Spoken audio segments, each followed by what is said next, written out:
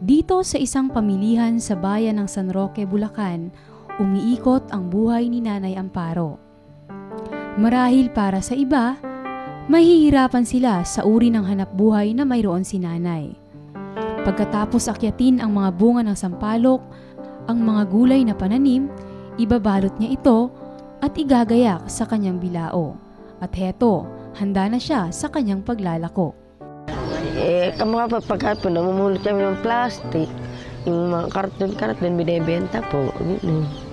Tapos yung nga pong pagtitinda-tinda. Yung pagka may napipitas akong mga buwangang kahoy o kaya gulay-gulay, tinitinda ko po sa palengke. Kung tutusin po, hindi siya nakakasapat. Kailangan po, siyempre, gagawa ka ng paraan para maipandugtong. Kung hindi naman po gusto ng Panginoon yun, hindi naman niya bibigay dahil kaya ko naman siguro, kaya binibigay niya sa amin. Sa Diyos po, yun lang po pinakahawakan ko ay. Dahil sabi nga po, kung matukot ikaw ay pagbubuksan.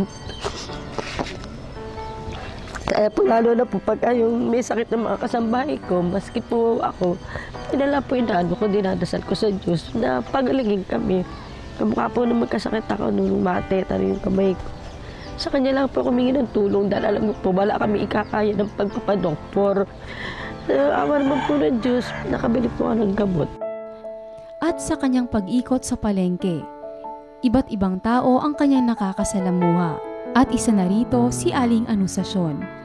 Pagkatapos na malaman ang kalagayan sa buhay ni Nanay Amparo, dala ng habag niya rito ay hindi nagpapigil sa paggawa ng paraan upang matulungan si Nanay Amparo. Yung pamumuhay po namin, hindi ganun po kagalante, yung talaga nakakaraos lang po sa pangangailangan. Minsan nga po dumadating time, wala din po kami pera. Ganun. Pero po, iba po yung ko sa kanya, yung talaga po nakita kong, talaga pong naawa ko, yung talaga ang pumasok sa isip ko. Bibigyang katuparan ng Good Morning Kuya ang kahilingan ng isang kapwang mahabagin at pangarap ng isang hikahos sa buhay.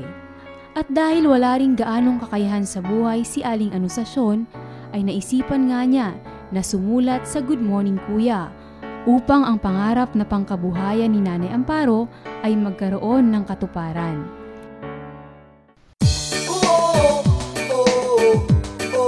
La la la la, la la la.